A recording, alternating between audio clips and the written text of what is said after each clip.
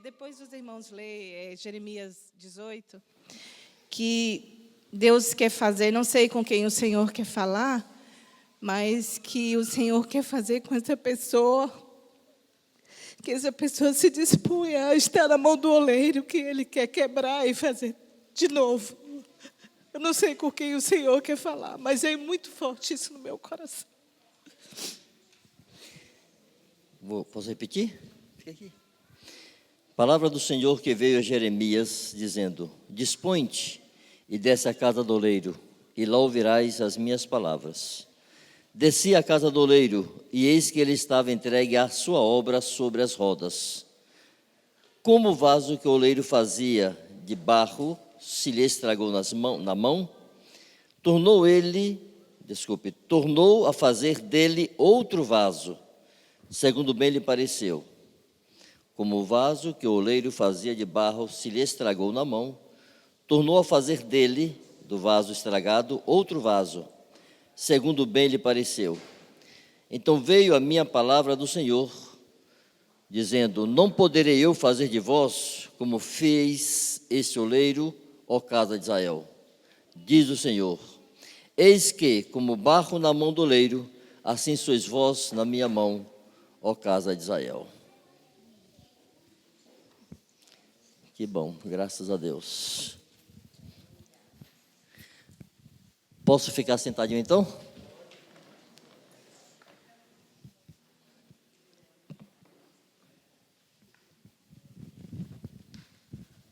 Ju, eu acho que Deus pode sim estar falando específica e objetivamente a uma pessoa, mas também pode estar falando a nós como igreja. Eu creio que Deus tem coisas a refazer na igreja. Que o projeto que Deus estabeleceu para a igreja também se estragou. Assim como a nação de Israel se desviou daquilo para o que Deus havia destinado àquela nação, a igreja também em muito se desviou daquilo para o que Deus a estabeleceu sobre a terra.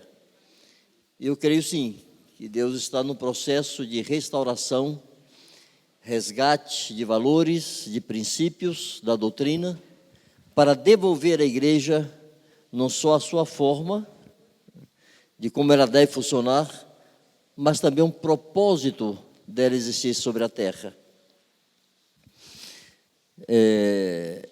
Foi muito interessante, João, essa palavra, acho que é de Deus mesmo, porque aqui enquanto louvávamos, eu estava pensando como tem sido angustiante para mim, muitas vezes, ver como a igreja de Deus, não apenas essa parte onde estamos inseridos, mas a igreja de Deus como um todo, tem se debatido por caminhos tão estranhos e desenvolvido convicções tão alheias à palavra de Deus e tido conflitos tão desnecessários, né?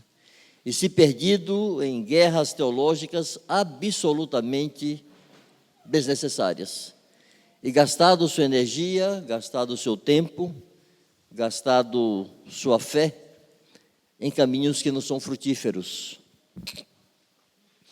Eu me lembro de uma conversa que eu tive com um moço lá no norte da África, né? Nos anos que eu passei por lá, e no meio da conversa me pareceu que ele estava querendo me enrolar. Eu disse: amigo, à época eu tinha 50 anos, né? 49 anos. Eu disse: amigo, eu não tenho mais tempo para perder com conversa fiada que não vai levar a lugar nenhum. Hoje eu tenho 65, menos tempo eu tenho a perder. Eu estou muito mais perto do fim da minha carreira do que quando eu comecei. Então, assim, eu não posso mais me permitir errar nem no coração em minhas motivações. Eu preciso que Deus santifique minhas motivações e me faça coincidir com Ele naquilo que Ele quer fazer, e tampouco posso me permitir errar na minha ação. Não há muito tempo para consertar se eu começar a errar agora. não terei muita chance para consertar. Então eu preciso saber o que é que Deus quer. Não que eu pessoalmente faça. E para mim esse é um dos enganos da igreja, né? Cada indivíduo, cada filho de Deus quer ter uma indicação específica do que Deus quer que ele faça. Eu acho que Deus tem sim planos específicos. Mas antes de eu me preocupar, o que é que Deus quer que eu, anjo, faça? Eu tenho que entender o que é que Deus quer que a igreja faça e eu, como membro desse corpo, participe disto. Para mim é um macro que nós precisamos acertar. E depois é mais fácil, digamos assim, para Deus, me conduzir no micro, da sua vontade para mim. Mas como vou me mover dentro da vontade de Deus individualmente, se o macro está estragado? Se a planta estiver equivocada da edificação, como vou eu trabalhar ali corretamente? Então, minha mente tem se voltado muito nos últimos anos para aquilo que Deus projetou para a igreja. Peguemos Mateus 28, 18 a 20.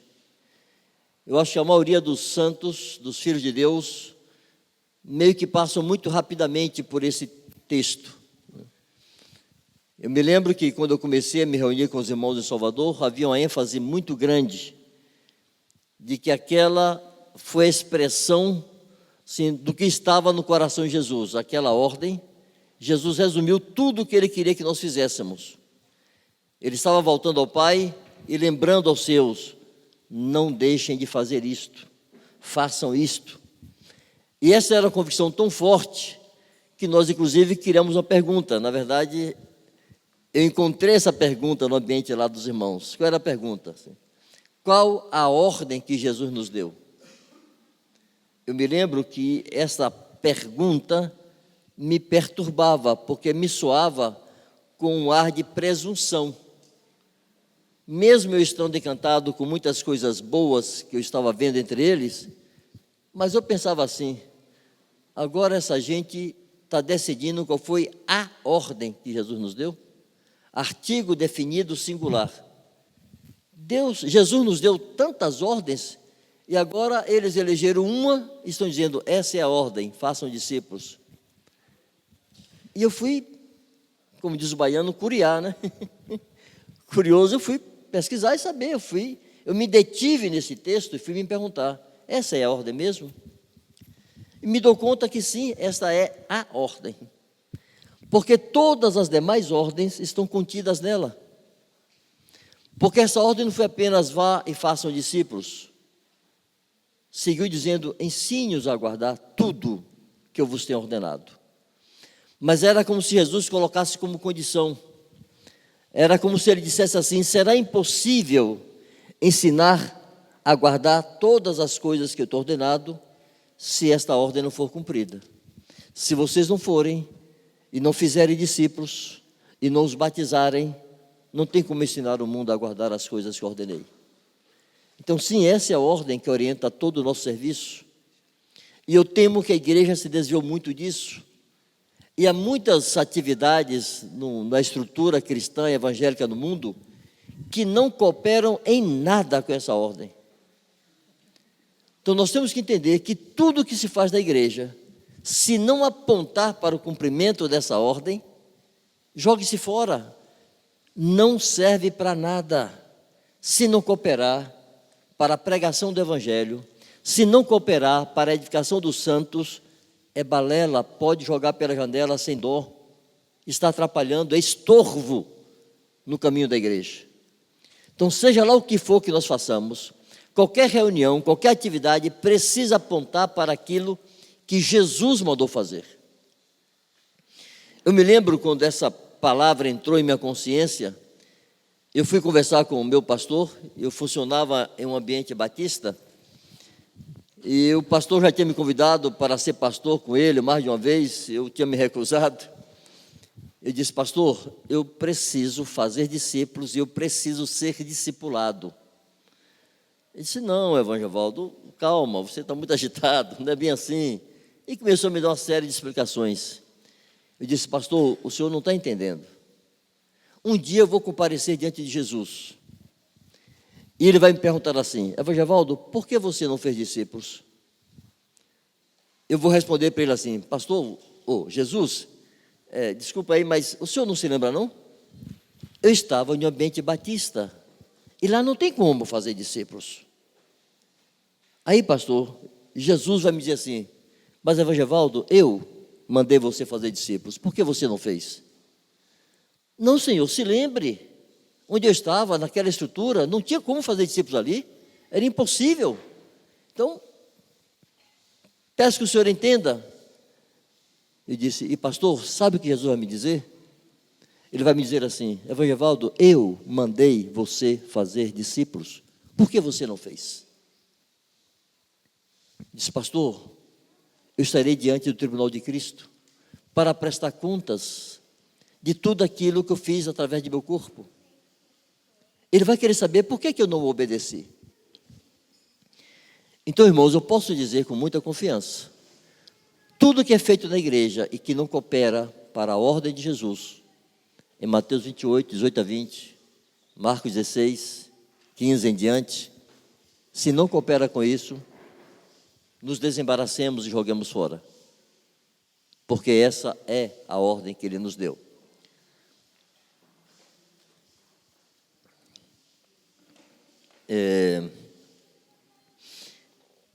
A primeira parte dessa ordem, irmãos, de ir e pregar o evangelho, eu acho que a igreja ouve muito mais Marcos 16 do que Mateus 28. Porque o que é mais divulgado em todo o ambiente evangélico é: ide por todo mundo e pregar o evangelho a toda criatura.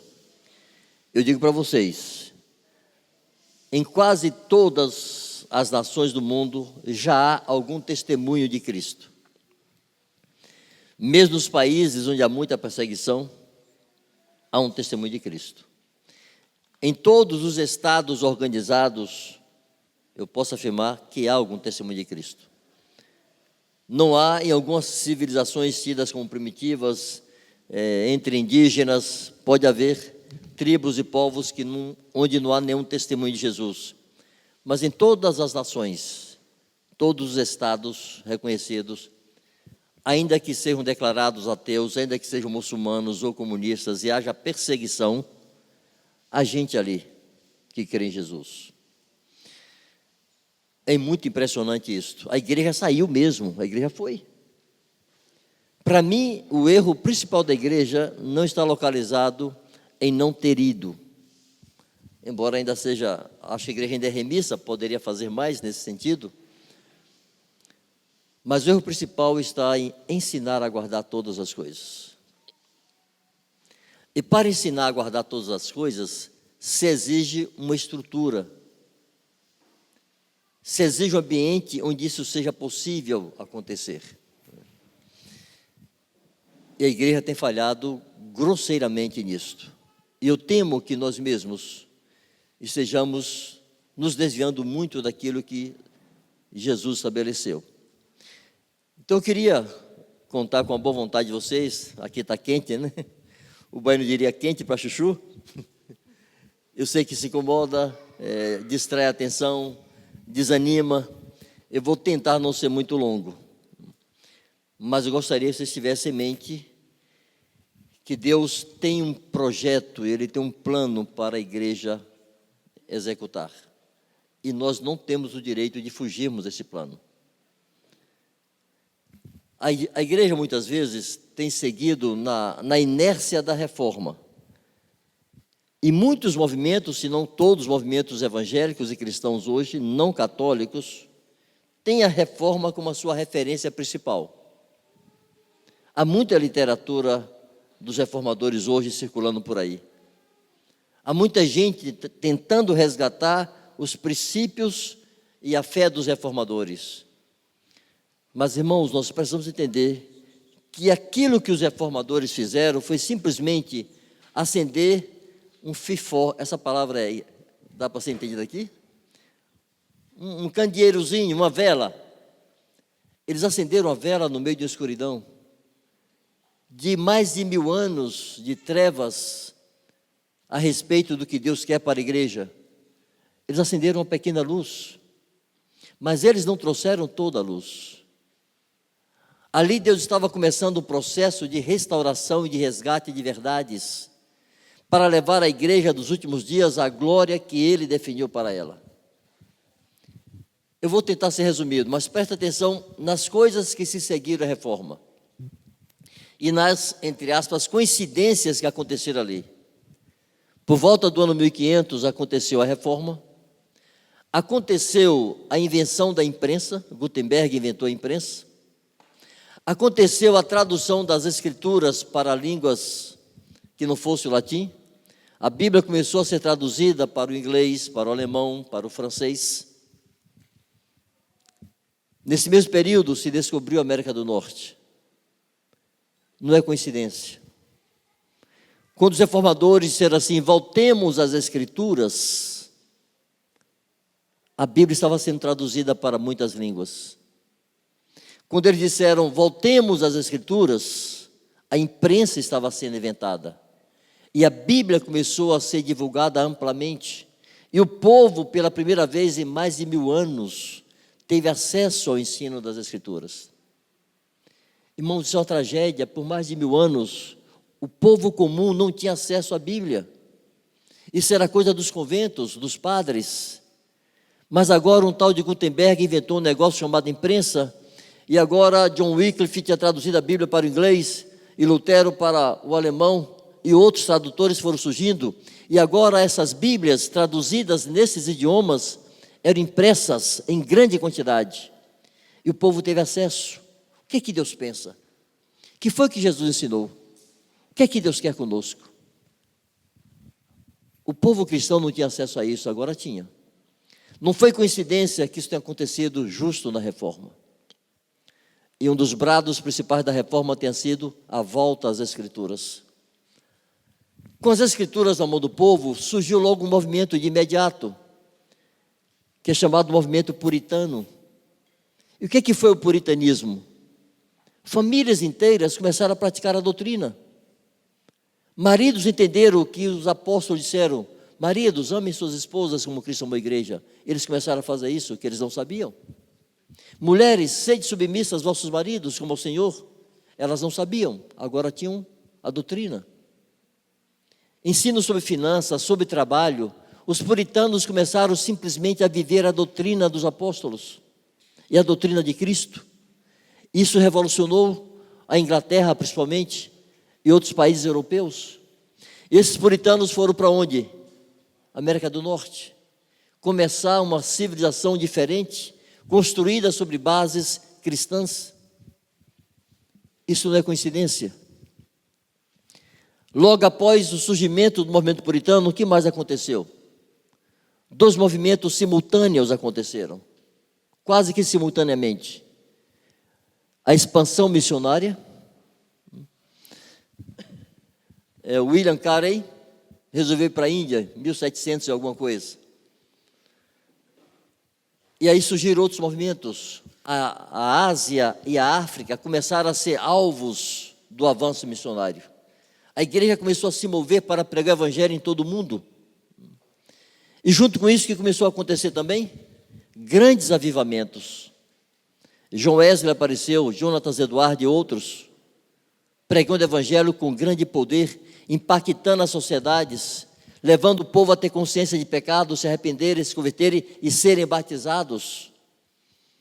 Adultos sendo batizados, que na tradição e naqueles impérios católicos romanos, desde o ano 400 até 1500, a Europa inteira estava sob essa égide romana, e nenhum rei poderia ser coroado rei se o Papa não botasse a coroa na sua cabeça. Papa excomungava reis. Isso se perdeu, isso se quebrou. O povo agora entendia o evangelho, se arrependia e se convertia adultos, porque sob esse governo papal e católico, se batizava a criança quando nasceu e acabou-se. Irmãos, isso foi uma revolução. Deus foi avançando, trazendo mais luz sobre a sua palavra e sobre o seu projeto para a igreja. Deus foi devolvendo a igreja aos tempos apostólicos, Lá está a planta. Que outro dado aconteceu com isso? Final do século XIX, dos anos 1800, início do século XX, acontece o movimento pentecostal. Inclusive surge a Assembleia de Deus, que não tinha nome, viu? Essa expressão Assembleia de Deus não era uma denominação. Era gente que era batizada com o Espírito Santo, não queria saber de denominação, não queria saber de estrutura. Diz assim, aqui é a Assembleia dos Santos, é a Assembleia de Deus, Deus aqui conosco. E saíram pregando o Evangelho pelo mundo, vieram para o Brasil. Em 10 anos saíram do Pará, foram parar no Rio Grande do Sul, invadiram esse país com o Evangelho. Por quê? Porque agora não apenas havia grandes pregadores, não havia apenas Charles Finney, Moody e outros, havia um povo que era cheio do Espírito Santo.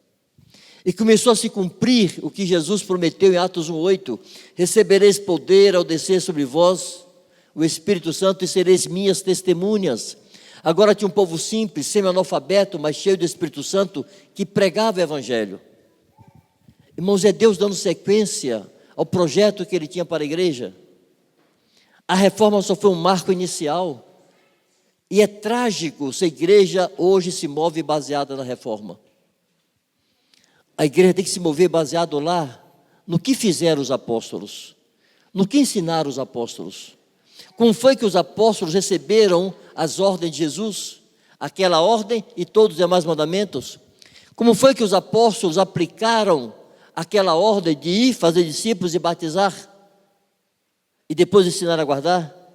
Atos dos Apóstolos nos mostra como foi que eles, os apóstolos do Cordeiro, os 11 primeiros apóstolos, e depois Paulo, junto com eles, entenderam aquela ordem e a executaram. Eles são as testemunhas oculares do que Jesus fez e ensinou. E é para eles que nossos olhos têm que se voltar. E nos perguntarmos como eles fizeram. O que eles fizeram que nós não estamos fazendo?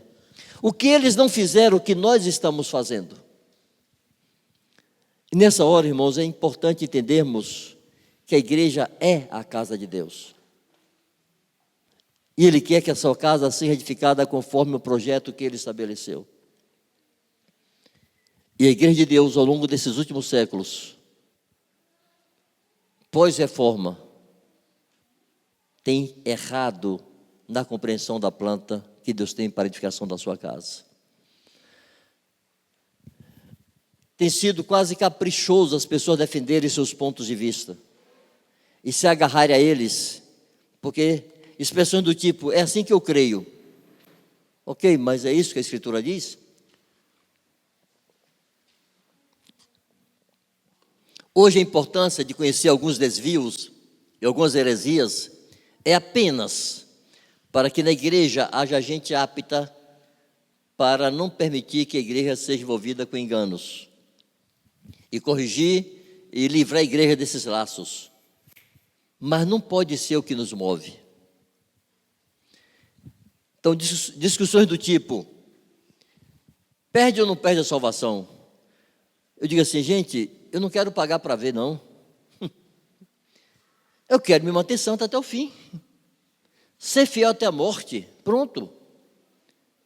Eu não quero ter aquela segurança teológica que porque eu fui eleito agora Deus tem que me salvar. Não quero isso não.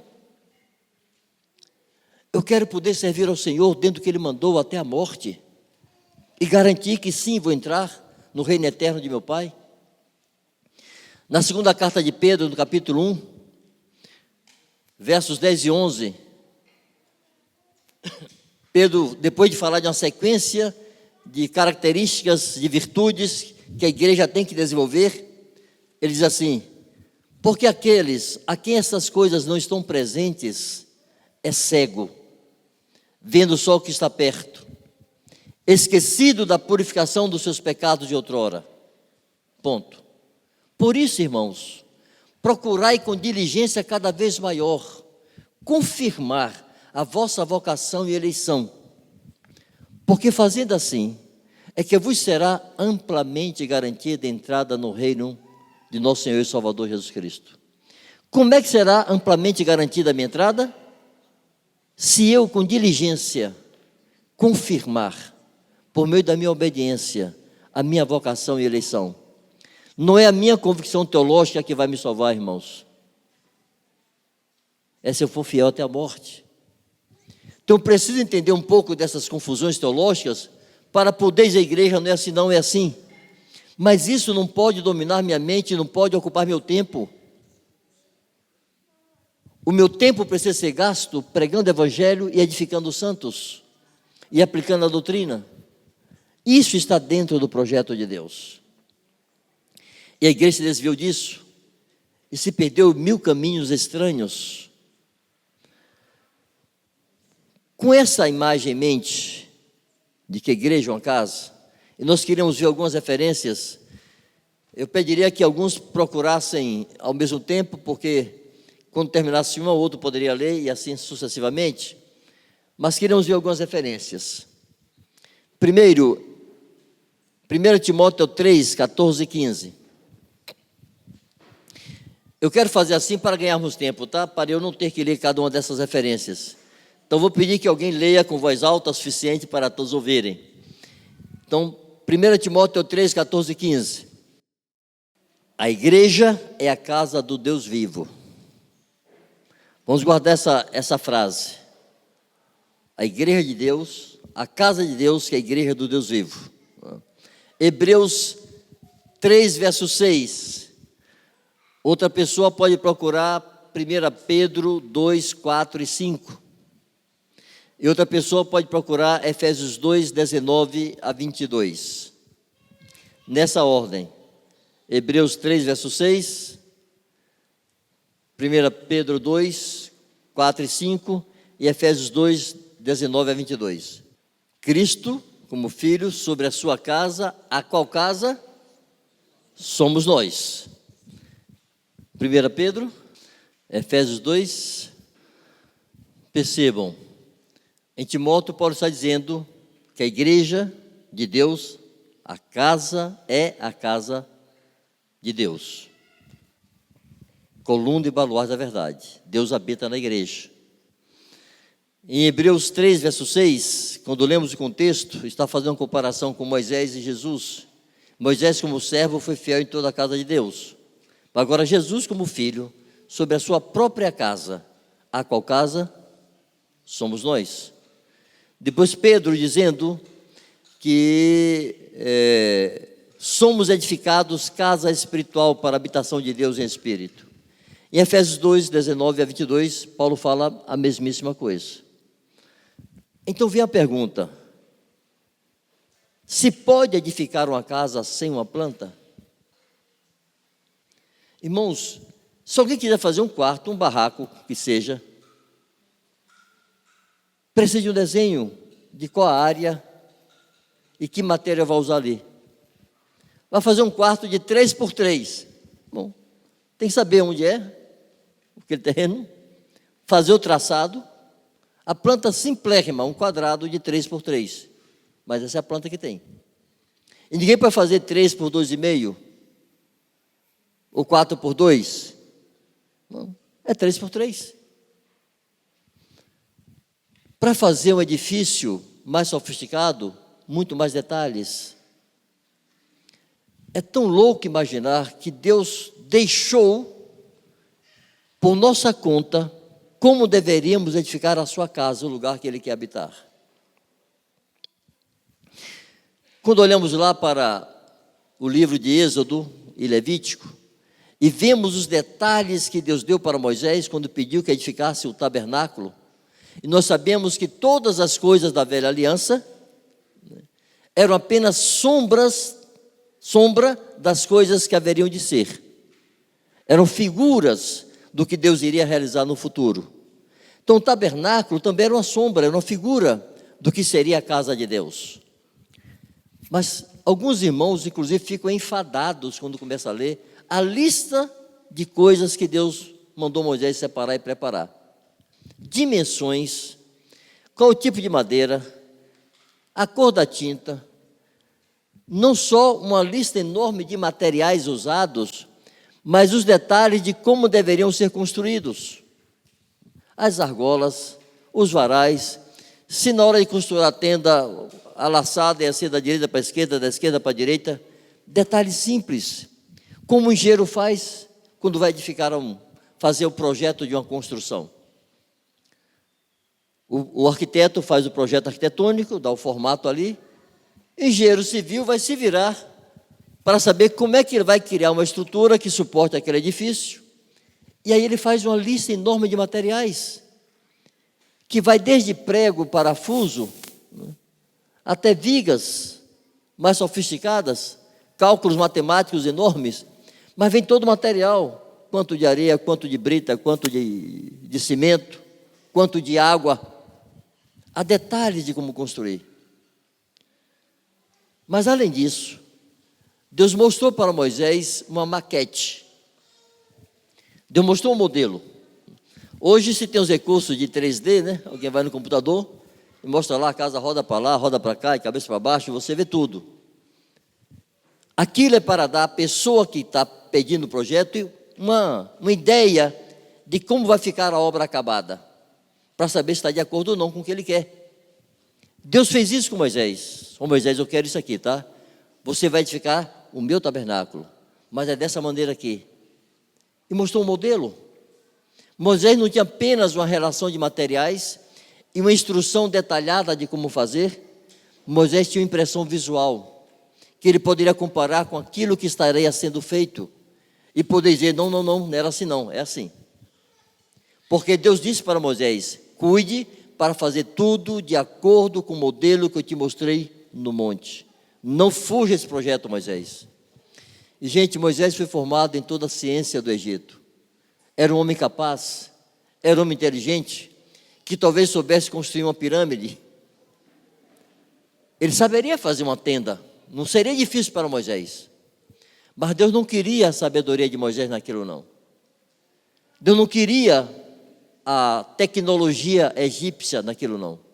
Era a casa de Deus. Ele definiu como é que ele queria que fosse feito. Mas gente, aquele tabernáculo foi uma sombra. Onde foi parar aquilo? Ninguém sabe. Aí inclusive começam as especulações evangélicas, teológicas, de onde foi parar o tabernáculo. Desculpe, irmãos, eu não quero saber onde foi parar o tabernáculo, não me interessa, não me acrescenta um milímetro na minha fé, é um problema de Deus. O que aconteceu, deixou de acontecer. Agora eu tenho uma tarefa que Ele me mandou fazer. Eu não vou perder meu tempo, quero saber onde é que está o tabernáculo, o que aconteceu, deixou de acontecer. Mas o fato é que sumiu. E depois que o povo entrou na terra de Canaã, não se tem muita notícia do que aconteceu com esse tabernáculo. Andou em tendas por aí. Aí Salomão construiu um templo. E de novo, Davi fez a planta do templo. Quando lemos com cuidado lá em Samuel, Reis e Crônicas, vemos que Davi fez a planta, Davi juntou todo o material e deu a Salomão para construir. E morreu, tendo servido a sua própria geração, né, morreu e foi estar com o Senhor. Quando Abraão foi inaugurar o templo, eu não quero me deter nos textos para não gastarmos mais tempo. Na sua oração, e vocês podem pesquisar depois, em Samuel, em Crônicas, em Reis, em sua oração, Salomão disse assim, e olha que aquele templo era suntuoso. Ali tinha ouro, tinha prata, tinha bronze, tinha cedro, tinha coisa muito sofisticada e preciosa e valiosa. Salomão se ajoelhou e orou ao Senhor e disse assim, nem o céu, nem os céus, colocou no plural, nem os céus, e nem mesmo o céu dos céus, eu também não sei o que é isso, Paulo disse que foi o terceiro céus, né? Tem gente por aí que quer descobrir o que é o terceiro céu. Eu digo de novo, eu lá quero saber o que é o terceiro céu. Se um dia eu for para lá, que bom que eu vou. É um lugar bom, Deus está por aí. Mas eu não posso gastar tempo querendo saber o que é terceiro céu. O que vai servir para mim entender o que é o terceiro céu. Eu não quero ser pragmático, nem pouco cuidadoso com as coisas de Deus. Mas, irmãos, Paulo disse que não é lícito referir aos outros homens. Pronto. Paulo viu, eu não vi. E Deus disse para ele, não conta para ninguém. E para que eu quero saber especular sobre isso? Porque eu abandono aquilo que é prático e claro que Deus mandou fazer e vou especular sobre aquilo que eu acho que pode ser. Mas isso virou regra na igreja, fazer especulações teológicas esquisitas, sem qualquer resultado prático, que tem aparência de sabedoria, mas não produz vida, nem santidade, nem fruto na igreja. E temos a tarefa que pesa sobre nós. Bom, mas Salomão disse assim: nem os céus, nem mesmo o céu dos céus, aquele céu que está acima de todos os céus, pode comportar a tua glória, muito menos essa casa que eu preparei. Salomão se humilhou e disse: Senhor, eu sei que isso aqui é só uma representação, tu não moras aqui, não te comporta. Agora, irmãos, pensa assim, não beira heresia, e eu quero me atrever a dizer, é herético, não é herético que alguém diga sobre um templo, essa é a casa de Deus? Com que base no Novo Testamento eu posso dizer que uma construção é a casa de Deus? E fica muitas vezes que é lugar fechado durante o dia, abre às noites. É um retorno ao tabernáculo e ao templo de Salomão. É uma agressão ao projeto de Deus. Exige-se reverência naquele ambiente, porque ali é o templo e a casa de Deus. Quem disse? Não foi Jesus quem disse. Não foi o Espírito Santo que disse. Não foram os apóstolos quem disseram. Ao contrário, a Escritura diz que nós somos a casa de Deus. A qual casa somos nós? Deus não habita em lugar nenhum feito por mãos humanas. Deus quer habitar no homem, Deus quer refletir sua glória no homem. E quando Deus junta homens e mulheres redimidos pelo sangue de Jesus, em quem habita seu Espírito Santo, aí está a sua casa. E aí ele se move, aí ele se mostra. É o seu corpo e é a sua casa. E como Deus quer manifestar-se ao mundo por meio do seu corpo, que é a igreja. E como Deus quer mostrar ao mundo a sua glória por meio da sua casa, que é a igreja. E como essas verdades estão perdidas em disputas teológicas sem qualquer proveito. Permitam-me 2 exemplos, irmãos, sobre isso. No tempo que eu vivia lá no norte da África, minha mulher está pegando meu pé para não dizer o nome do país. Eu ver se grava, vai para a rede e complica a vida de quem mora por lá. Eu fui visitar um projeto, porque para morar naquele país nós precisávamos de um visto de residência. Não podia entrar lá como missionário, nem descia do avião. Então trabalhávamos com uma ONG, e essa ONG tinha muitos projetos. Eu fui visitar um desses projetos, que era uma clínica improvisada de fisioterapia, e estava ali uma moça do Uruguai, fisioterapeuta, em uma sociedade absolutamente machista. No islamismo mais radical, mulher não tem alma, mulher está para o homem e pronto. Estava lá ela sozinha, exposta a muitas violências. Eu fui visitar aquele projeto. Na saída, ela me perguntou assim: Vanjo, você reparou no corpo dessas crianças? Porque naquele lugar, irmãos, era comum haver casamentos entre primos e primas. Então havia muitos casos de consanguinidade. E muitas crianças nasciam com deficiências físicas e mentais, muitas crianças. E ela foi para lá por causa disso, para tentar ajudar essas crianças a sofrerem menos com suas deficiências físicas, principalmente. E ela me perguntou: Vanjo, você reparou no corpo dessas crianças? Eu disse: não, Maria, eu não. Estão vestidas. Ela tirou a camisa de um garotinho e tinha muitas marcas circulares no peito, no ventre, nas costas. Eu disse: o que é isso, Maria? Disse: Vanjo, são queimaduras. Porque eles creem que essas crianças nascem assim por uma influência demoníaca. E o recurso para expulsar os demônios delas é queimando-as. Irmãos, eu viajei 500 quilômetros de volta para casa. Eu nunca soube descrever o que se passou em meu coração naquele momento. Eu vim chorando, reclamando, dirigindo sozinho, dizendo: Deus, você se esqueceu dessa gente. O Senhor ignora essa gente. Não basta as trevas espirituais em que eles vivem, e nós viemos aqui para tentar trazer um pouco de luz para eles. Não basta essas crianças, o desconforto dessas enfermidades. elas precisam ser torturadas, e torturadas por causa da ignorância e das trevas espirituais?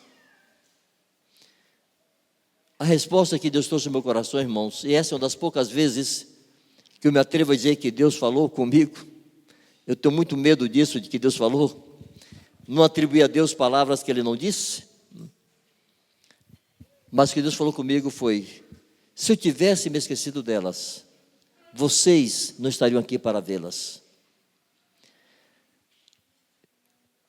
Isso me constrangeu tanto e constrange até hoje. É Deus dizendo: eu me limitei a vocês.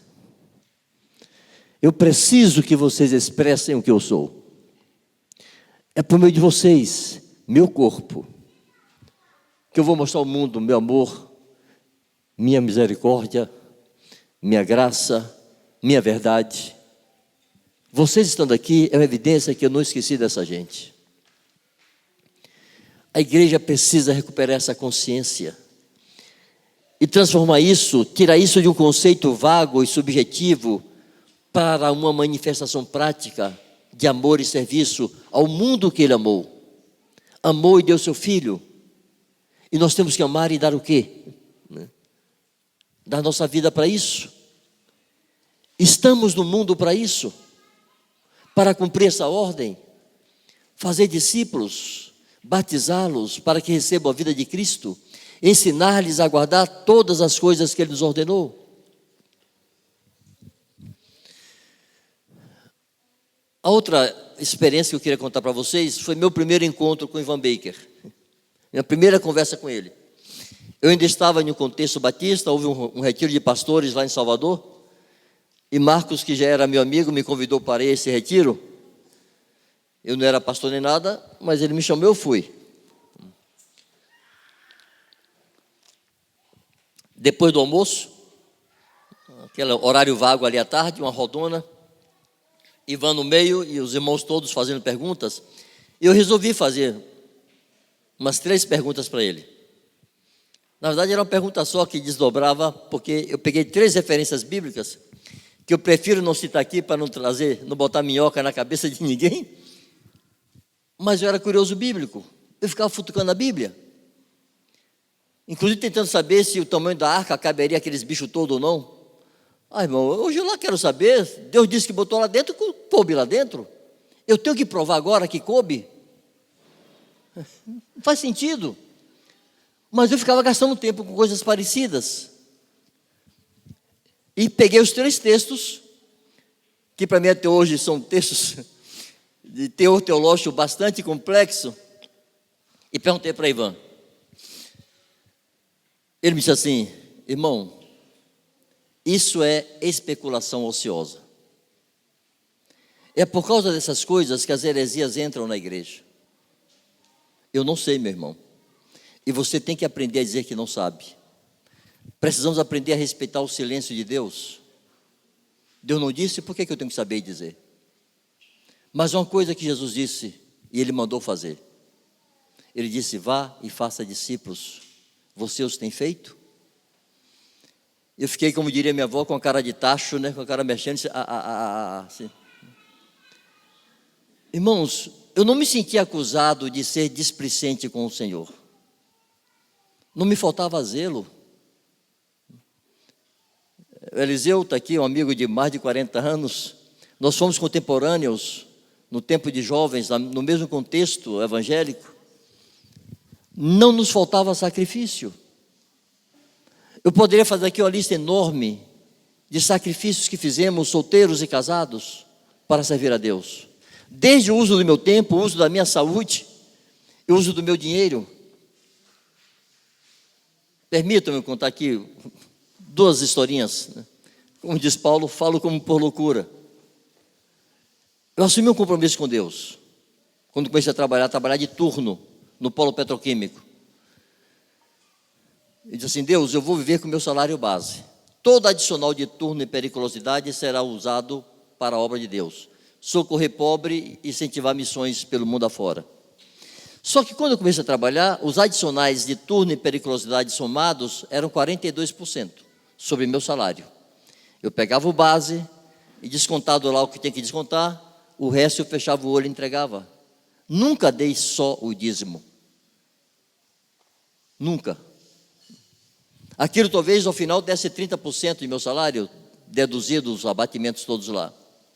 Só que quando eu fui demitido, 8 anos depois, e já estava com 3 filhas, o governo lá do tempo de Sarney segurava o salário. Quem é dos anos 80 aqui vai saber quem é José Sarney, foi presidente do Brasil. Segurava o salário, o sindicato brigava e aumentava o adicional para compensar a perda salarial. E quando fui demitido, era 83% sobre o meu salário. Irmãos, eu segui dando todo o meu adicional de turno e periculosidade, vivendo com salário base, com 3 filhas, e uma santa sofredora me acompanhando. Pobrezinha. Morávamos em uma casa pequenininha, não tínhamos carro. Ela ia para todos os encontros, grávida, barrigão, menino na mão, sacola. Não nos faltava sacrifício e definição pelo reino de Deus. Já aconteceu de pegar de 0 às 8, melhor, de 4 à meia-noite, era um turno. Meia-noite o colega não foi, eu trabalhava até 8 da manhã. Ia para casa, chegava em casa às 9 horas, 9 e pouca, ia direto para a escola dominical. Voltava, porque morava longe. Era só o tempo de tomar o banho, comer e trabalhar de novo. E rodar quase 40 horas, acordado. A minha frustração, o impacto da resposta de Ivan, não foi que eu me senti acusado de ser negligente, ser displicente com Deus. Não me faltava zelo. Irmãos, me faltava planta. Eu não sabia o que Deus queria que eu fizesse. Estava gastando meu dinheiro, minha energia, minha saúde, meu tempo em vão. Estava laborando em vão. Eu sei que Deus valoriza meu esforço. Eu sei que aquelas ofertas abençoaram muita gente. Mas o que Deus queria que eu fizesse, eu não estava fazendo. Porque eu desconhecia a planta de Deus. Isso foi trágico. Então hoje eu digo assim, eu não posso me permitir, por capricho ou teimosia, ou orgulho, por disputas teológicas, me equivocar quanto aquilo que Deus quer que eu faça. Voltar àquela simplicidade que os primeiros discípulos tiveram, de obediência simples à ordem de Jesus. Pegar alguns elementos que estão presentes nessa planta. Pregar o Evangelho. Irmãos, a reforma não devolveu aos santos o seu sacerdócio. A reforma manteve pregadores, homens cheios do Espírito Santo, cheios de sabedoria, mas o povo estava sentado ouvindo. Quem pregava era eles. E quando eles morriam, acabou-se. Quem substituiu Finney? Quem substituiu Moody? O Jonathan Edward? John Wesley foi o único que, porque fugiu daquela estrutura eclesiástica, conseguiu manter o movimento metodista por mais de século, porque eles se formando obreiros leigos, que não precisavam de um seminário para serem recebidos como pastores, e aqueles obreiros formavam outros obreiros. Wesley fez discípulos. Pregar o Evangelho não é uma vocação para líderes, é uma vocação para discípulos. Considere, por exemplo, aqui Foz do Iguaçu. Eu não conheço muito a realidade, mas eu sei que essa cidade tem uma rotatividade de gente que passa aqui de passagem. Vieram estudar, vieram se capacitar, vieram se formar e passam e vão-se embora. E não há problema nenhum que se vão embora. Embora seria bom que alguns ficassem. Mas o que eu quero destacar aqui é o seguinte: não é porque estão de passagem que tem menos compromisso com o que Deus está fazendo aqui. Eu costumo dizer assim, quando eu me converti aos 18 anos, eu já volto para Foz, tá? Houve 2 testemunhos em meu coração. Primeiro, o Espírito de Deus testificando com o meu espírito que eu era filho de Deus. Até aquele tempo eu era filho de crentes, crente sério da Assembleia de Deus, mas eu não me sabia filho de Deus, eu tinha medo de ir para o inferno, eu sabia que estava em condenação. Aí nasci de novo, agora tinha cá dentro um testemunho que eu nem sabia explicar, dizendo, você é filho de Deus. Que outro testemunho eu tive? Ora vem, Senhor Jesus, o Espírito e a noiva dizem, vem. Eu queria ir para o céu, eu queria ver Jesus, o mundo perdeu o encanto. Até aquele momento eu queria me formar, ganhar dinheiro, ser importante, ter um carro assim, ter uma casa assado, mas agora não, eu queria ver Jesus. Eu pensava assim, enquanto Jesus não vem me buscar, ou eu não morro para estar com Ele, eu não tinha nenhum problema de morrer naquele momento, como não tenho hoje. Graças a Deus, Jesus venceu aquele que tem o pavor da morte, né? Ou venceu aquele que tem o poder da morte, e com a sua ressurreição libertou a todos os que viviam debaixo do pavor da morte, escravizados. Eu fui liberto disso, não tinha mais medo de morrer. Eu pensava assim, enquanto eu não morro, enquanto Jesus não vem, eu vou seguir estudando, concluir o curso.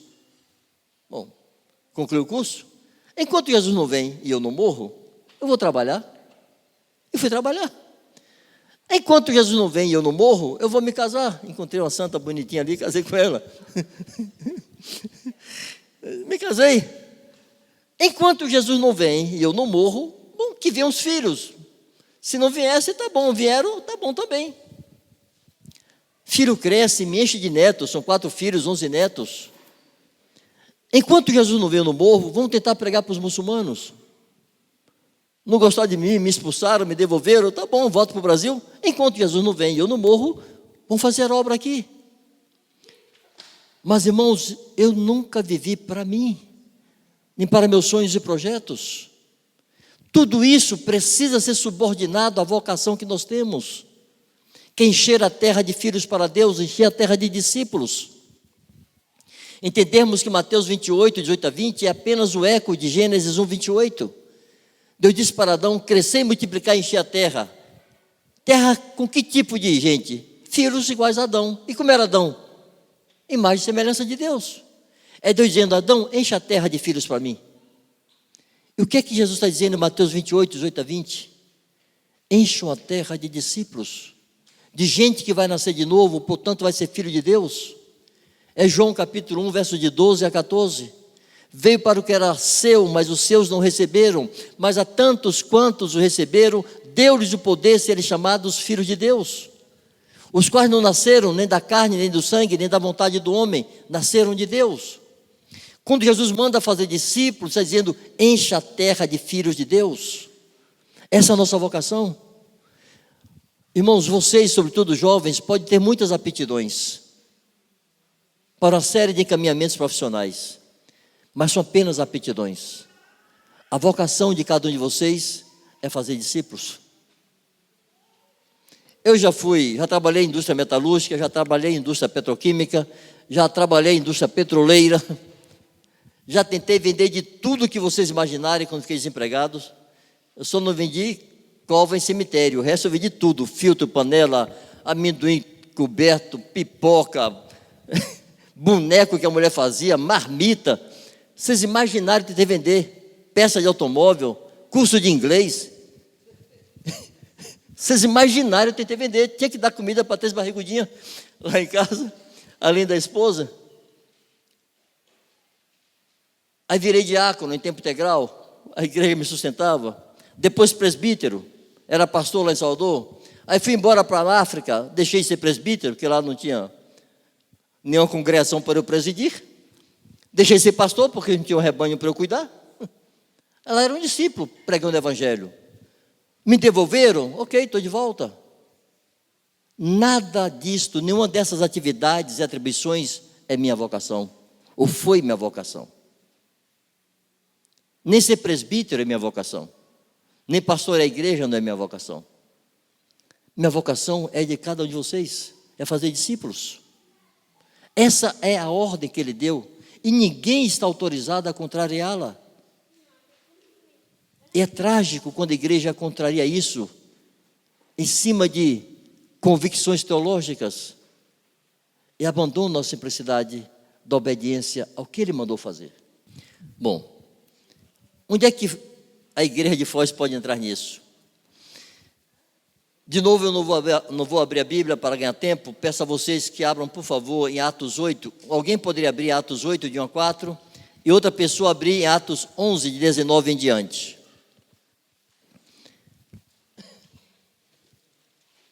Atos 8 é logo em seguida a morte de Estevão, né? Se alguém achou, pode ler, por favor. Atos 8, de 1 a 4. Atos 8, de 1 a 4 e Atos 11, de 19 em diante. Pronto. Eu queria pedir aos irmãos que fizessem um esforço de imaginação. Imaginasse a cena. Paulo não estava agindo como age, por exemplo, a polícia americana nos filmes que a gente assiste. Bate na porta, se apresenta como oficial, diz: olha, tudo que você disser pode ser usado contra você, papá, por favor, entra aqui na viatura, algema ou não, enfim. Paulo invadia as casas, era pé na porta. O que Paulo fez em Jerusalém não foi menor do que o Estado Islâmico fez no Iraque e na Síria. Ele arrastava homens e mulheres. Eu queria muito que aqueles que são casados e têm filhos pequenos pensassem nessa cena. Os que têm vovôs e vovós em casa, enfermos, pensassem nessa cena. Um maluco mete o pé na porta da sua casa, entra com soldados armados com espadas e lanças e te arrasta. Menino grita, velho chora, Paulo não quer saber. Paulo arrasta e lança na prisão. E não era apenas que ele lançava na prisão, ele os torturava. Porque ele confessa isso diante do rei Agripa, em Atos 26. Ele diz que maltratava os cristãos ao ponto de alguns blasfemarem. Paulo os torturava. Era esse o ambiente. Aqueles irmãos seriam considerados hoje como refugiados. Como os iraquianos e sírios e outros invadiram a Europa como refugiados, exigindo direitos. Receberam em Salvador algumas famílias de Afeganistão, de afegãos, e eles chegavam cheios de direitos. Nós somos refugiados, temos direito a isso, isso, isso e isso. A um deles eu disse: amigo, então volte para o Afeganistão, por favor, para de exigir. Mas aqueles irmãos não saíram exigindo direitos, nem passando com cara de coitadinhos.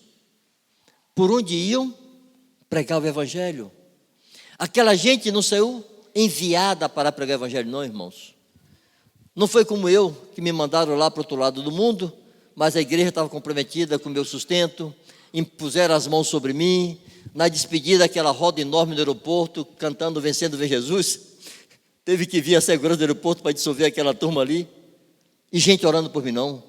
Eles estavam sendo dispersos por uma perseguição terrível. O que eles fizeram? Pregavam o evangelho. Irmãos, se eles podiam pregar o evangelho fugindo com a trouxa na cabeça, sem saber onde é que iam dormir, nem o que iam comer, os que passam por Foz, com um projeto de vida definido, podem pregar o evangelho aqui. Seja o que for que você esteja estudando, você está posto aqui para pregar o evangelho.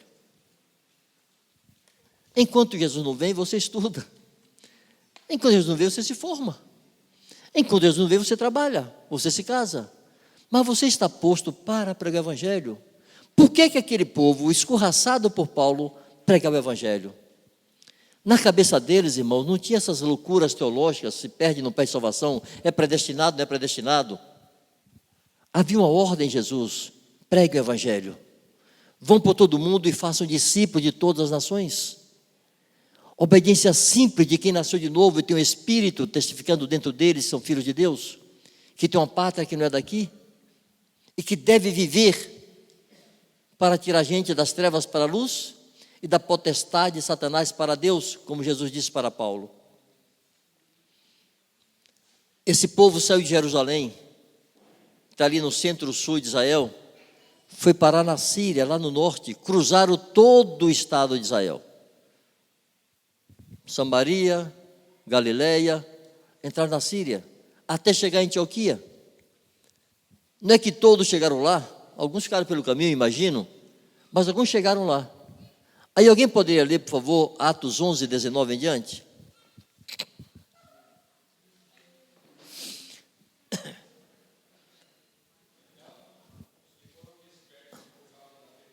Desculpa, você pode frisar essa frase aí? Quem é essa gente? Repete forte. Pronto. Vejam bem. Aquela turma de refugiados escorraçada em Jerusalém subiu rumo ao norte. O que chamam de Fenícia aí é a região do Líbano. Subiu por ali, foi parar na Síria, anunciando o Evangelho. Irmãos, a primeira igreja fora dos termos de Israel não foi estabelecida por um apóstolo. Foi por gente desconhecida, não se sabe o nome de um desses. Mas se não fosse por essa gente, Paulo não teria sido enviado aos gentios, porque Paulo saiu dali, de Antioquia. Aquela igreja fundada por gente simples, perseguida, maltratada, mas que pregava o evangelho por onde passava. Pedro, quando entrou na casa de Cornélio, fez todo aquele protocolo que vocês já conhecem. Fez um rodeio enorme para tentar se explicar porque estava entrando na casa de um gentio. Era como se Deus dissesse: isso não vai funcionar assim.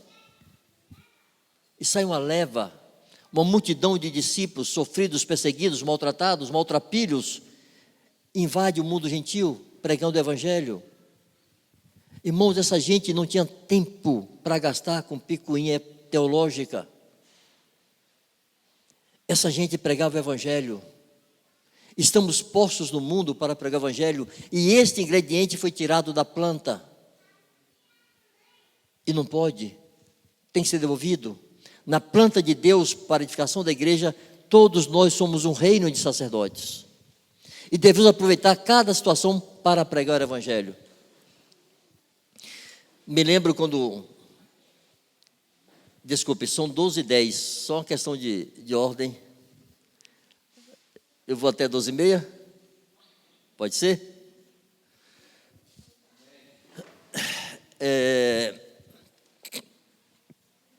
Estávamos lá. Havia todo um programa de aprendizado da língua local, que era o árabe. Mas nós fomos para uma cidade onde não tinha escola de árabe. O programa da missão era que no primeiro ano, por 12 meses, o novo candidato a missionário teria que estudar árabe 5 horas por dia. Seriam 20 horas semanais, de segunda a sexta. Mas nós não tínhamos escola de árabe lá naquela cidade. E não tínhamos hora nenhuma de aula. Depois de um tempo, passamos a ter 1h30 por semana. Encontramos lá alguém para nos dar aula. Depois de um tempo, eram 2 aulas semanais, de 1h30 cada uma. Eram 3 horas semanais, quando deveriam ser 20. E também não se poderia, o novo candidato, assumir um projeto para não gastar tempo com isto. Ele deveria acompanhar um projeto na companhia de um missionário mais antigo, estaria ali apenas para se relacionar e exercitar seu idioma. Mas não tinha que ter responsabilidade nenhuma. Pois nessa cidade, o responsável pelo projeto teve que ir embora porque seu filho adoeceu. Eu assumi sozinho. Gente, era tão complicado, eu fico brincando, mas foi verdade. Parece piléria, mas foi verdade. A primeira vez que eu fui comprar frango, eu tive que bater asa e carcarejar. Porque eu não sabia pedir frango em árabe. Carne de boi é cara. Chego no açougue e fico olhando assim para as prateleiras, procurando frango, porque se eu encontrasse o frango, aí eu podia apontar. Mas não achei frango. E o sujeito lá, olhando para mim, é chinu, sabe? O que você quer, amigo? Cocorococó. Ah, tá. Agora imagine, se eu não sei comprar frango, como é que eu vou falar que Deus se fez carne e habitou entre nós, cheio de graça e de verdade? E que morreu em uma cruz para nos livrar de nossos pecados e ressuscitou? Era impossível pregar o evangelho nesse ambiente. Nessas circunstâncias, a língua é uma barreira intransponível. A minha esposinha dizia assim: amor, vamos lá para o norte, porque lá eles falam espanhol, e lá nós vamos poder pregar o evangelho em espanhol. Nosso espanhol é muito ruim, mas pelo menos sabe dar bom dia e falar Jesus Cristo. Aqui nós nunca vamos pregar o evangelho. O que perturbava a minha esposa? Nós temos que pregar o evangelho. Nem sempre tivemos carro, irmãos, andamos de ônibus. Nossos filhos todos nasceram e nós não tínhamos carro. Foram muitos anos andando de buzu, você já sabe o motivo, né? A maluquice que eu fiz com o meu salário. Mas a lembrança que eu tenho de todas as vezes que eu peguei um transporte coletivo com Dona Gina e sentava a mulher do lado dela, ela pregava o evangelho. Todas as vezes. Quando ela não sabia o que dizer, não tinha um gancho assim mais elaborado, ela dava uma cotovelada. A mulher olhava para ela, não vai passar por maluca, aí começava a dizer assim, Jesus te ama, Deus tem um plano na sua vida, e por aí desembestava a falar. Aí vai para um lugar que ela não sabe nem dar bom dia. Essa consciência de pregar o evangelho e não poder, tem que esmagar um filho de Deus. Tem que nos tirar da inércia. Estamos postos para isso. Não estamos postos para sermos crentes bonitinhos, certinhos, que vem para a reunião, louva ao Senhor, levanta a mão, senta, ora, ouve uma pregação, vai para casa comer, dormir e pronto. Não é isso. A planta de Deus para a edificação da sua casa está lá posto um reino de sacerdotes.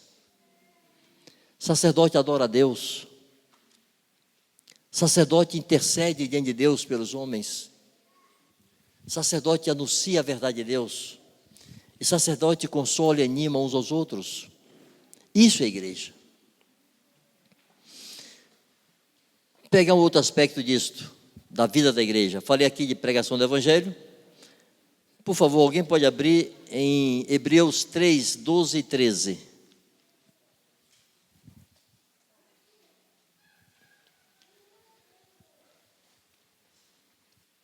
Gente, eu estou bebendo água aqui porque estão me trazendo, mas se alguém tem sede, pode levantar e pegar água também, viu? Por favor, não fique aí desidratando-se não, tá? Para não dar trabalho aos médicos daqui.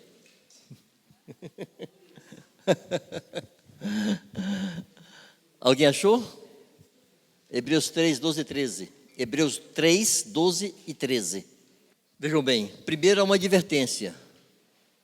Cuidado, irmãos, jamais aconteça, nunca permito que aconteça, haver em qualquer de vós um perverso coração de incredulidade que vos afaste do Deus vivo. A fé aproxima, a incredulidade afasta. Se a fé vem por ouvir a palavra de Deus, a incredulidade vem por ouvir o mundo.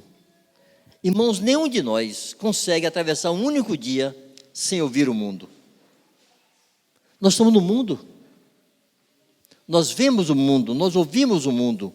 O mundo impacta a nossa vida, impacta a nossa consciência, os valores do mundo, as palavras dos ímpios, suas ações, as notícias, tudo isso é mundo que vai entrando pelos ouvidos, pelos olhos, e vão acumulando em nossa mente, e vão gerando desânimo, e vão gerando incredulidade, e vai nos tornando perversos em nosso coração, porque deixamos de crer em Deus, e aí nos afastamos dele.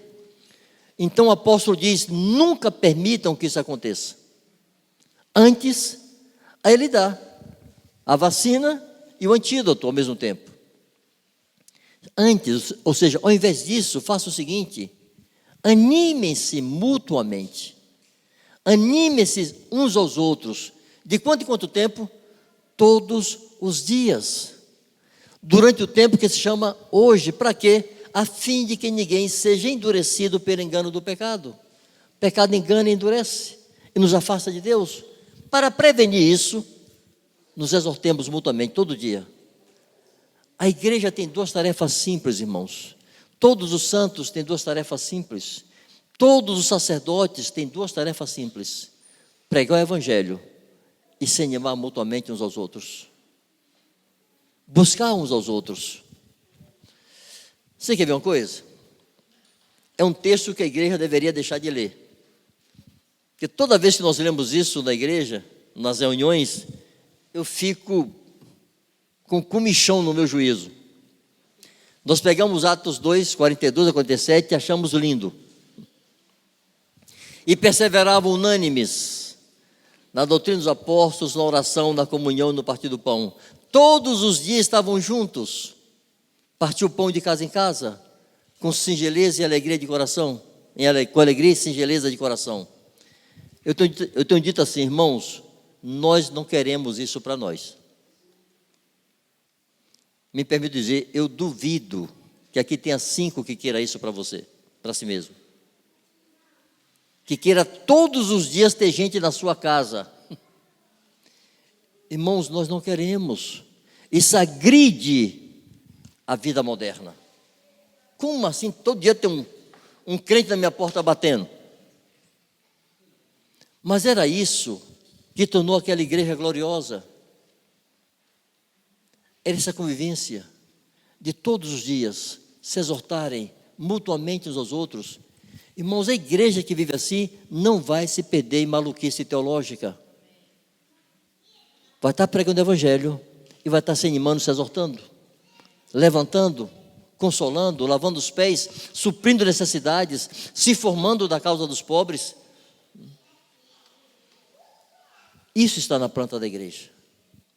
E Deus quer isso para nós. Seja em Foz, seja lá em Sidífone, que é a cidadezinha onde aquela irmã estava com a sua clínica de fisioterapia. Qualquer lugar da terra, Deus quer que a sua igreja viva assim. Deus não deixou o projeto da igreja na mão da inspiração de homem algum. A igreja se desviou tanto. Deus começou a levantar homens. John Wycliffe, John Hus, Savonarola, Lutero e aquela turma toda. Devolvam a minha igreja às escrituras.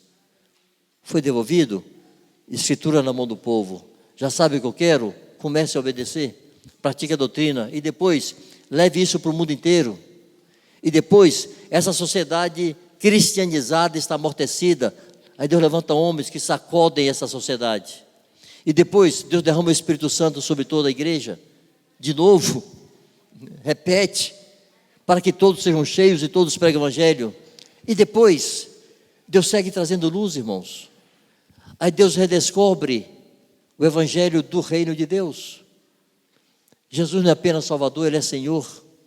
Aí Deus redescobre que o que Ele sempre quis é que nós fôssemos seus filhos, parecidos com Ele. Propósito eterno de Deus, não um conceito vago que alguém inventou em algum momento, que estava com preguiça e foi meditar e inventou isso. Não, é uma revelação que Deus trouxe para a igreja. Somos seus filhos e devemos refletir a sua glória, sermos como Ele é. Sede perfeitos como é perfeito vosso Pai está nos céus. Sede imitadores de Deus como filhos amados. Deus redescobre isso. Deus redescobre um reino de sacerdotes. Deus redescobre juntas e ligamentos e dá a isso uma aplicação prática. Não é mais um conceito vago, perdido, abstrato, subjetivo, não. São os membros do corpo de Cristo relacionados. Não quer chamar de discipulado, não quer chamar de companheirismo, chama de qualquer coisa. Mas faz os membros andarem unidos, vinculados, comprometidos e servindo e fazendo o corpo produzir. Isso são juntas e ligamentos. Irmãos, eu nasci na igreja evangélica, tendo Bíblia na mão desde que nasci. Nunca pensei que essa expressão, juntas e ligamentos, pudesse ter uma expressão prática. Agora tem. Uma vez eu disse para alguém de uma determinada congregação, estava questionando muito isso, disse, meu irmão, tu não quer chamar de discipulador? Chama do que tu quiser. Mas o que você não pode é não fazer discípulo e não ensinar a guardar. Porque essa é a ordem de Jesus. Nós resolvemos chamar de discipulado. Quer dar outro nome? Pois que dê. Mas que você garanta que na tua congregação o povo está pregando o evangelho, está batizando e está ensinando o novo a guardar tudo o que ele ordenou. E o mais madurinho, tem alguém mais maduro do que ele ensinando ele a guardar também? Está todo mundo vinculado.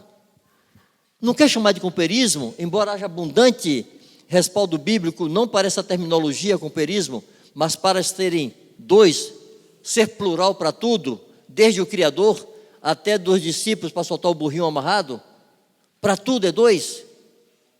Não quer chamar de companheirismo? Chama de tico e teco. Faz qualquer coisa, mas bota essa gente para relacionar e funcionar. Isso está na planta de Deus, juntas e ligamentos, membros comprometidos, vinculados uns com os outros. Não é um vínculo eterno, não é casamento não, pode separar e juntar com outro. Mas que esteja juntado com alguém, que faça o seu serviço porque está ligado ao corpo. Eu encerro dizendo assim, irmãos, explorando um pouco mais essa figura de corpo. O que o Espírito Santo está fazendo em 1 Coríntios 12, de 12 a 28, Efésios 4, de 11 a 16, Colossenses 2, 19 e 20, é dizendo o seguinte: pegando uma realidade natural, que é o corpo humano, para representar uma realidade espiritual, mas é uma realidade que é o corpo de Cristo. É o Espírito Santo nos dizendo assim: como é que o corpo humano funciona? Se os membros estiverem ligados. Se os membros não estiverem unidos, não vai funcionar. Por que é que quando você planta bananeira, o bofe não vem para a goela? A turma entende o que é isso aqui? Porque está unido, não tem nada solto aqui não. Fígado, rim, pulmão, intestino, está tudo preso. Tem ligamentos que mantêm esses órgãos presos. Os membros aqui têm juntas e ligamentos que os unem, que lhes dá mobilidade, que lhes dá força, lhes dá capacidade de servir e produzir. Se separar tudo, o corpo cai. Por que é que o corpo humano, para trabalhar, precisa estar vinculado, e o corpo de Cristo, para produzir, não precisa estar vinculado? É disso que o apóstolo está dizendo. É impossível produzir a edificação dos santos sem que os membros estejam vinculados. Efésios 4, de 11 a 16. Ele mesmo concedeu uns para apóstolos, outros para profetas, outros para evangelistas e outros para pastores e mestres. Para que essa turma toda aí? Não é para botar cara bonita no YouTube, não é para ser grande pregador, não é para ser estrela, não. Essa turma foi posta aí com um propósito muito bem definido e específico: promover o correto ordenamento dos santos. Essa palavra é traduzida como aperfeiçoamento, e não está errado não, é aperfeiçoamento também, mas essa palavra, que segundo os que estudam lá no grego é catartismos, o seu significado depende do contexto em que ela está aplicada. Eu gosto de brincar dizendo que na Bahia manga tem 3 significados. Manga pode ser manga de camisa, pode ser manga fruta e pode ser manga pasto, onde o gado fica. Na Bahia é manga também. Se eu digo apenas assim, manga, sim, mas qual delas? Se eu falar da camisa, é manga de camisa. Se falar de boi, é o pasto. Se falar de fruta, é aquela manga, aquela fruta gostosa que a gente gosta, né? Eu gosto. Catartismo é a mesma coisa. Naquele contexto, quando nós lemos até o verso 16, fica evidente que se trata de correto ordenar os membros, de tal maneira que cada um possa dar a sua justa cooperação.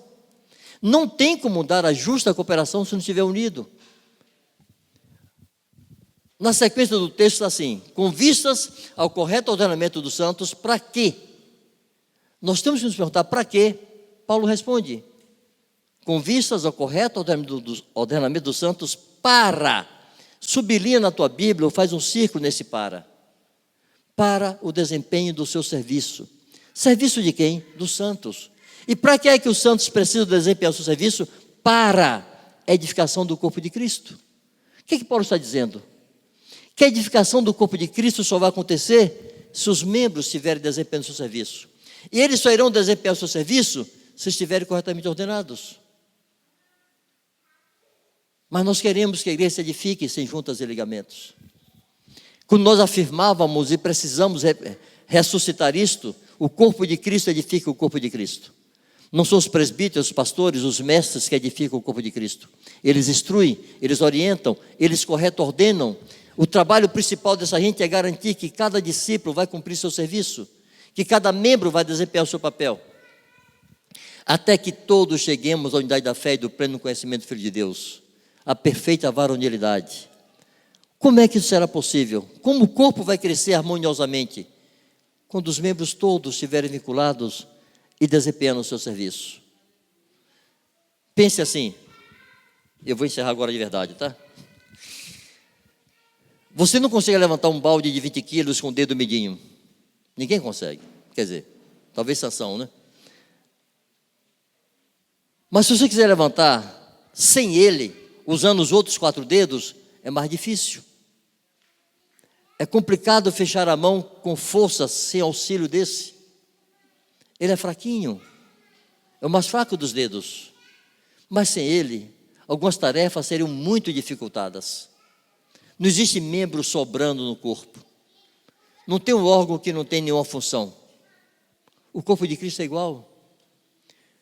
Nós só temos que entender que o dedo mindinho não tem a força que o antebraço tem, ou que a perna tem. Mas ele dá a sua justa cooperação. Ele faz o que ele pode fazer. Deus não exige que quem tem menos dê mais, mas Deus não aceita que quem tem mais dê menos. É segundo a capacidade de cada um. É a justa cooperação em cada parte que vai promover a edificação de si mesmo, do corpo de Cristo mesmo, em amor. Isso aqui daria conversa para 3 dias, irmãos. Mas como eu disse antes, como me angustia ver a igreja de Deus desviada da planta simples que Deus estabeleceu, perdida em 1000 devaneios, com 1000 especulações, e deixando de cumprir o mais elementar. Faça discípulos, ensine-os a guardar todas as coisas. Anime-se mutuamente, durante o tempo que se chama hoje, para ninguém ser endurecido pelo engano do pecado. Abram suas casas, hospedem. Alguns, sem saber, hospedaram anjos. Sirva aos santos, se informe da causa dos necessitados. Promovam o reino de Deus na terra. Deixa Deus se mostrar ao mundo por meio da sua casa, que é a igreja. E deixa Cristo manifestar-se ao mundo por meio do seu corpo, que é a igreja. É para a glória dele, porque dele, por ele e para ele são todas as coisas. Bendito seja o seu nome. Amém. Graças a Deus.